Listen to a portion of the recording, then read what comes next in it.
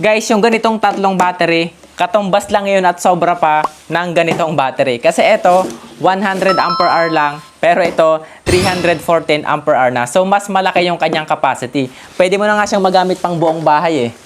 And yung maganda nito guys, kung dati sa battery na to, wala siya Bluetooth connection, tsaka walang mobile app, etong battery na to, 314 ampere hour, kompleto na siya guys. Meron na rin siyang Bluetooth or smart app. That's why makikita mo na kung ilang percent talaga yung laman ng battery na to. Hindi ka manghuhula. Ito siya guys, watt cycle 12 volts 134 ampere hour. Meron na rin siyang 200 ampere na BMS. So mas malaking power na kahit gumamit ka ng malaking inverter kakayanin na niya. Ito yung kanyang total capacity or power, nasa 4,019 watt-hour. Sobrang laki guys. Sobra-sobra na ito pang buong bahay pag mga simpleng appliances lang. Yan, ganyan siya kalaki. Tingnan nyo naman guys sa kanilang size. Sobrang laki ng pinagkaiba no. Kung gagamit ka ng tatlong ganitong 12 volts, edi magdiretso ka na sa ganitong 314 ampere hour kasi mas malaking matitipid mong size. Ayan no.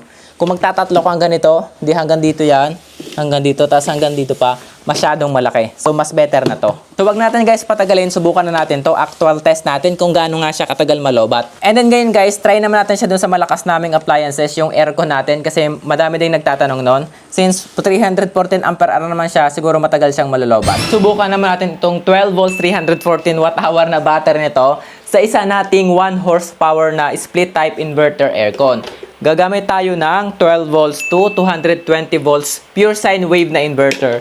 Tapos magpa-plug na rin ako ng isang power meter para makita natin kung ilang watt hour yung mabibigay ng battery na may kasamang inverter at kung ilang oras siya bago malobat dito sa ating 1 horsepower na inverter aircon. Gagamit na rin ako ng extension wire kasi medyo maikli yung wire na nilagay ko sa ating aircon. And sa mga nagtatanong guys, bakit daw itong aking aircon na to ay may kasamang wire? Yung iba kasi diba, naka-direct na talaga yung kanilang wire doon sa outlet, dinadirect na ng mga installer. Wala siyang talagang kasamang cord. Yung sa akin, DIY ko yung kanyang wire kasi ginagamit ko talaga siyang pang test ng mga product. So, nag-extend ako ng extension wire or cable. Ito. So, yung wire na papunta sa outlet na nakaka-rekta nakabit, kinabitan ko ng ganito. Para nga naman matest ko sa mga appliances natin or sa mga power station natin at sa battery. Ito yung gagamitin kong inverter. Ikakabit ko na muna. So, unahin ko yung positive natin dito sa terminal ng battery. Make sure lang na kapag ginagawa niyo to ay laging tama din yung polarity para hindi masira. At iwas spark din. Matagal ko na rin ginagamit yung inverter na to kaya okay din naman siya sa ating aircon. Then, try natin. So, ayun. Wala siyang spark ngayon. Minsan kasi dati kahit inuuna ko yung positive at hinuhuli ko yung negative, nag-spark pa rin.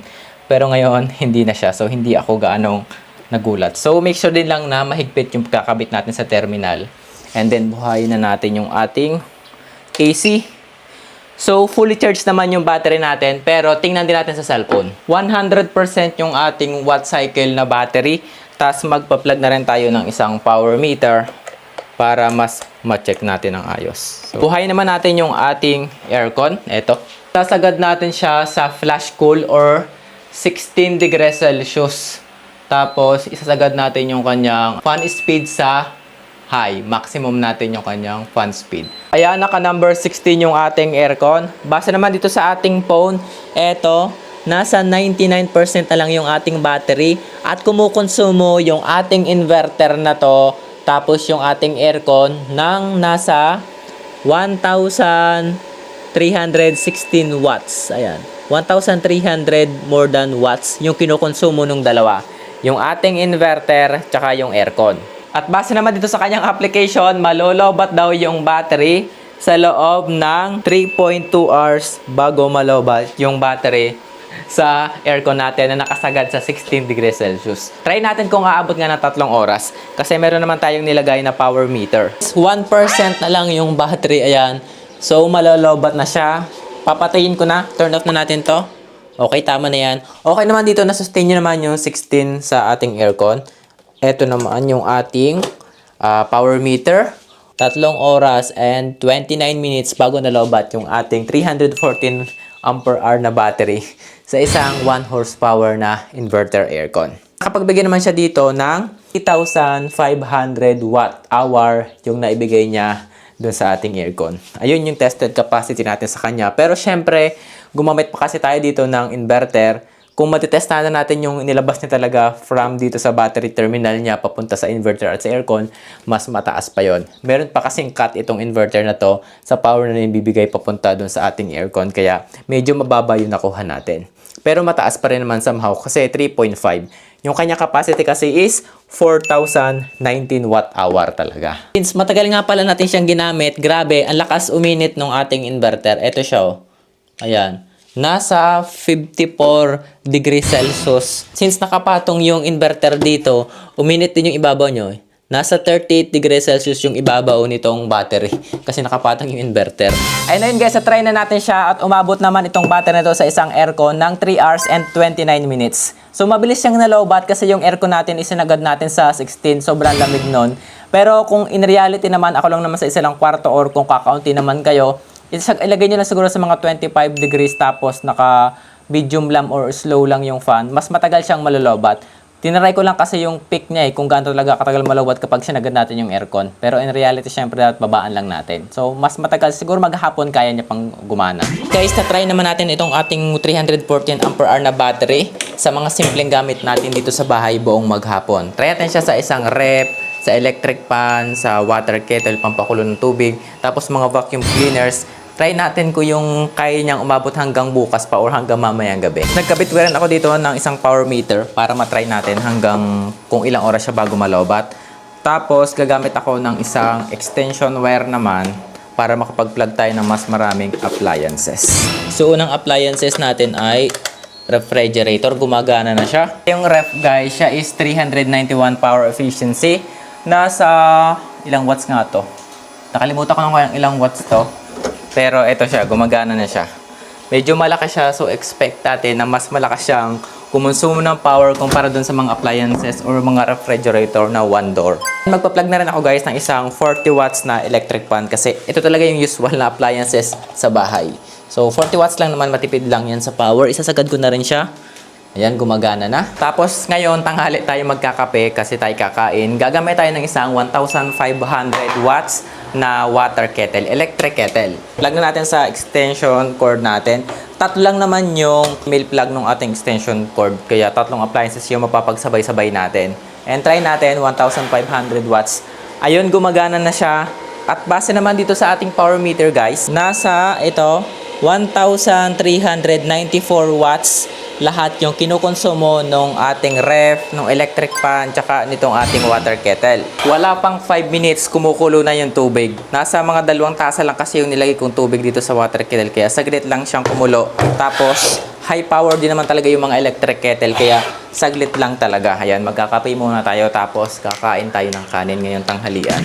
Ngayon guys, maglilinis tayo. Gagamit ako ng isang 650 watts na vacuum cleaner. Plug ko na rin siya sa ating extension cord. Yan. Malakas na sa power kaya malaki yung makukuha niya ron. Ayan. Gumagana naman siya na maayos since yung ating inverter na ginamit ay 1,500 yung continuous. Kaya niya pala to. Medyo malakas din nga lang sa power yung inverter na ginamit ko kasi 3 kilowatt yon. Kaya possible na mas mabilis malobat yung battery. Yun nga lang, dahil mataas naman yung capacity ng battery, siguro mas matagal siyang malolobat. So ito guys, ngayon 7:31 na ng gabi, gumagana pa yung ating inverter. Halos hindi pa nababawasan yung battery. Yung siya is nasa 74% pa. Tignan natin siya sa loob ng 6 hours and 48 minutes. Pero sobrang laki pa ng tira. Yung ginamit naman natin dito, yung kanina, ito lang refrigerator, tapos electric pan, vacuum cleaner, tapos yung hot electric kettle. Pero base dito sa cellphone, naabot pa daw siya ng 14 hours bago malobat. So halos hanggang bukas kaya pa. Tingnan natin hanggang bukas kung ilan yung matitira. Ang naka-plug lang naman dito continuous ay itong malaking refrigerator, tapos isang 40 watts na stand pan from 73%. And here guys, ngayon umaga na, tanghali na nga, ay alas 9 na ng tanghali at nasa 20% pa yung laman ng battery. Bali nagamit natin siya sa electric pan, continuous talaga, tapos itong malaking refrigerator. At base dito sa phone, aabutin pa siya ng 2 oras, 2.7 hours bago malobat. Yung voltage naman niya dito is nasa 12.6 volts pa rin. Mataas pa rin. So, mga 9, 10, 11, or 12. Siguro hanggang alas 12 pa ng tanghali bago siya malobat. So, tayo ngayon is magkakape. Mag-init ulit tayo ng tubig gamit yung 1,500 watts na electric kettle. Yung nabuhay yung blower nitong ating inverter kasi medyo malakas na sa power yung kinukonsumo nila. Bali, electric pan kettle at ito nasa 1,511 watts. Bumulak na yung tubig natin. Nabawasan na rin yung battery kanina is from 20%. Ngayon naman base dito sa phone ay nasa 19% na lang. Malulubat daw siya sa loob ng 2.5 hours. So kanina malulubat ng 2.7 hours, ngayon 2.5 hours na lang. And ngayon guys, alas 10 ng tanghali, nasa 13% pa yung battery. Malapit na siyang malubat pero gagamitin natin siya mamaya. Kaya lulubatin ko na ng todo. Gagamit ulit tayo ng isang 500 watts na vacuum cleaner. Katulad nung kahapon. Kasi magdi-deep clean tayo dito sa gilid. So, hintayin na natin siyang malobat ng todo.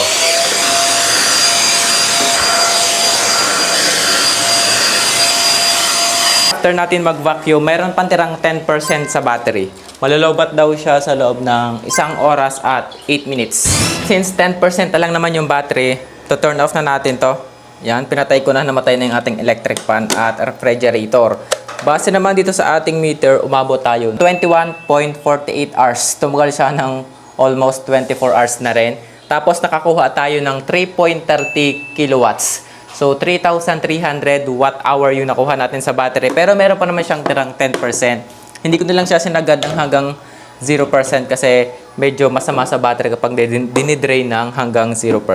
So kung gagamitin natin siyang pangbahay, pang backup power, malaki na talaga yung kanyang capacity. Halos buong bahay kaya na yung suportahan. Pero syempre depende pa rin sa appliances. Ito nga pagkalakalaking refrigerator, kinaya niya. Kung yun nga 100 ampere hour na gagamit natin pang backup sa bahay, di ba, pang ilaw, pang wifi, pang ref, pang mga lutuan na gagamit natin. Eh ito much more pa tong 314 ampere hour. So, matagal talaga siyang malobat. So, ayun guys, na-try na natin siya doon sa mga appliances natin. Abot na rin siya ng 24 hours kung kukunti yung appliances na gagamitin or dediretso natin siya ng hanggang 0%. Pero so far, may natira pa naman tayong 10%. Yung mga pang simpleng appliances lang sa bahay, kayang-kaya na nitong battery na to since mataas naman yung kanyang capacity. Kung marunong ka magtipid. Pero kung gusto mong dire-diretso talaga, katulad ng electric man namin, maghapon at magdamag, tapos yung may refrigerator pang malaki, eh medyo mabilis din siya malolobat. Depende naman kasi yung sa appliances. Yung ginamit ko namang electric kettle, malakas talaga yung sa power. Yun nga lang, hindi naman siya dire-diretso. Tsaka yung vacuum cleaner, utay-utay lang. Konting gamit lang since hindi naman sila continuous power. And then try naman natin siya guys ngayon i-charge sa kuryente gamit yung charger namin dito. Actually nagamit ko na rin yung dito. Umabot siya ng 6 hours lang bago na fully charge. Pero since mas mataas yung capacity nito, mas matagal siyang mafu-full charge. So subukan natin. Since malaki nga yung kanyang capacity, matagal ngayon siyang mafu-fully charge. Lalo na yung gagamitin kong charger is 20 amps lang. Pwede to sa lithium iron phosphate, that's why ito yung gagamitin ko. So kapag ito yung ginamit natin dito, so 20 amperes, so 314 ampere hour divided by 20, aabutin siya ng 15 hours or more than 15 hours bago ma-fully charge. That's why ngayon, para mas mabilis siyang ma-full charge, dalawang charger yung gagamitin ko. So same lang naman sila, pareho silang 20 amps. So bale, 314 watt ampere hour divided by 40, nasa 7.8 or more than 8 hours siya bago ma-fully charge dito. Oras pala ngayon ay eto, 2:36 ng hapon. Let's see kung mga hanggang ilang oras siya bago ma-fully charge gamit yung dalawang charger. So safe naman sila since magpaparallel lang naman sila. At yung ginamit ko ding charger is smart charger. Hindi siya nagbibigay ng boost current agad. Automatic siyang nagde-detect kung kaya na ng battery. So try natin. Okay na. Nagcha-charge na yung ating battery sa dalawang charger. Base naman dito sa ating phone, nasa 375 watts yung pumapasok sa battery or nasa 31.2 amperes at mafu-full charge daw siya sa loob ng 10 oras. 10 hours yung kanyang charging since hindi nga naman talagang accurate na tig 20 amps yung lumalabas bawat chargers na to. May difference pa rin talaga. By the way guys, sa kanyang application sa ating WattCycle app sa cellphone, meron ditong controller charging at discharging. Baka kasi mapindot nyo yung charging or discharging, mapatay nyo, tapos ma-off nyo yung cellphone nyo, hindi magcha-charge or hindi gagana yung ating battery. Baka maiwanan natin. Make sure lagi na naayos natin sa ating application. Pero kapag hindi naman tayo gumamit ito from the start, okay lang naman kasi open pareho yung kanyang charging at discharging function. Kapag lang talaga binubuting-ting niyo yung app tapos naiwanan yung hindi naayos, possible hindi nyo siya magamit. Ito na guys, ngayon yung battery nasa 99% na siya. So malapit na siyang ma-fully charge. Charge namin siya nung 2:36 ng hapon hanggang alas 10 ng gabi tapos matutulog na. So tinanggal muna namin. Tapos kanina alas 9, chinarge ulit. Tapos ngayon naman is alas 11:49 na. So, bale, na full charge siya ng 10 hours. More than 10 hours yung kanyang charging time kapag dalawang charger yung ginamit. Pero kapag isa lang yung gagamitin, naabutin to ng almost 20 hours. Medyo matagal talaga. At wala din naman ako makitang charger na mas mataas pa sa 20 amps. Kung 24 volts battery, nasa 40 amps siya, mas mabilis yung charging time. Pero since 12 volts nga lang to, yung charger nagbigay lang ng less than 20 amps. So, mas matagal. Mas maganda sana kung may mataas na charger pa para mas mabilis ma-fully charge. Kasi 314 ampere hour ang tagal talaga. So ito yung gagamitin nating pang charge ng battery natin. Ito lang kasi yung meron ako dito na medyo maliit at kaya ng aking solar charge controller. Isang 200 watts na solar panel. Try natin. Pero dapat kasi doon sa maghapon yung sunlight. Alas 11 na nga pala ngayon, malapit na mag alas 12 ng tanghali. So medyo kukulangan na yung oras natin. Pero tingnan natin nung half day. Kung ilang percent yung mapupunta sa battery natin. Tapos lalagyan natin ang wire. Mamit na ako dito ng PV cable. Ito, pinutol ko lang to sa power station. Sa solar charger ng power station. Tapos kinabit ko dito sa wire natin. So test natin yung voltage ng solar panel. Yan. Tetest natin dito. Check muna natin. Meron siyang 24.4 volts. Yan. 24 volts. Tama. So, bali ang positive ko ay ito. Lagyan ko siya ng tamang kulay. Pula sa positive, itim sa negative. Tapos, eto, kukunin ko sa 200 watts din na solar charge controller. Meron naman siyang positive at negative din dito. Pula sa positive, itim sa negative. Eto, sinuot ko na lang siya dito. Tama niya naman yung color coding natin dito. Tapos, eto yung solar charge controller natin. I-adjust ko na lamang dito yung voltage. Ang ilalagay ko ay 14.6 volts yung nilagay ko dito. Check din natin kung talagang yun yung lumalabas dito. So, galing sa solar panel, 24 volts. Pagdating sa solar controller, pinababa natin ng 14 volts. Para yun yung tatanggapin ng battery. Safe yung battery. Eto, yun, 14 volts. Plug natin dito sa ating battery. Yung positive natin, yung pula pa rin. So, make sure lang na kapag ginagawa nyo to, tama lagi yung polarity. Kasi marami na akong solar charge controller na nasira nang dahil sa mali-mali yung paglagay ko ng positive at negative sa battery. Nasisira yung diode nila sa loob. Yung iba naayos ko, yung iba naman talagang nasira na. So, make sure na laging tama yung polarity. Yung pagkabit ng positive at negative. So, eto, sa solar charge controller, gumagana na siya. Ayan o. Nasa 4 amperes na yung pumupunta dito sa battery. Meron din naman siyang tingnan natin sa ating phone. Since nakikita naman dito kung ilang watts yung napupunta doon sa battery. 70 watts yung napupunta doon sa battery or nasa 5 amps. So dito 5.8, dito 5.8. So ano naman sila, match naman yung kanilang readings. Nasa 76 watts yung napupunta at kapag ganito yung sunlight, tingnan nyo, medyo nagkulimlim ngayon pero medyo babagin natin ang position yung panel. Dapat kung saan nanggagaling yung sun, saan mas nakatutok, doon natin siya itutuon. Yan, mas malakas yung power. Ito, balik tayo dito. Ayun, tumaas na yung power ng panel. Abot na siya dito ng 110 watts or nasa 8 amperes. 110 at mafu-full charge daw siya sa loob ng 32 hours. May get. Kapag ganyan 200 watts, mafu-full charge siya ng 30 hours. Para tita ba yun, meron pa siyang tirang 10%. Hindi naman siya na-drain ng 100%. So, matagal siyang fully charge since maliit nga yung panel natin. Pero try natin hanggang mamayang hapon kung ilang percent yung mapupunta dito. From 10% simula ngayong alas 11:26 ng tanghali. Medyo matagal-tagal pa rin yun. Alas 5 na ng hapon. So, wala na rin halos power to. Tatanggalin na natin. Dapat kasi talaga is malakas yung sunlight. So, hapon na, mahina na yung power nito. Remove na natin. And tingnan natin kung ilang percent yung napunta dito sa battery natin. Nagsimula tayo kanina 10%. Ngayon, ayan, nasa 21%. So, bali, 11% yung nadagdag dito sa battery. Dito naman nasa 0.1 amps na lamang. So, mahina na yung charging natin ngayon. Mabot tayo ng 10 to 21. So, 11% lang. Aabutin ito ng mga halos 3 days or 4 days bago ma-full charge ng isang 200 watts lamang. So, mas maganda kung mas malaki like 500 to 1 kilowatt para mas mabilis siyang ma-full charge. So, ilang muna guys yung review natin sa battery na to. Next naman, susubukan natin siyang pang-camping kung kaya niyang umabot pang maghapot magdamag sa may mga video okay. Kasi ganun yung ginagamit ng kapatid ko. Tapos, sa mga electric kettle, sa mga lutuan natin pang-camping kung kaya niyan tumagal. Tapos, magdadala lang tayo ng solar panel. So, kung meron pa yung question sa battery nito kung saan makakabili, ilalagay ko yung link natin dyan sa comment section below. Tapos, kung meron pa kayong request about kung anong titest natin dito, just comment lang.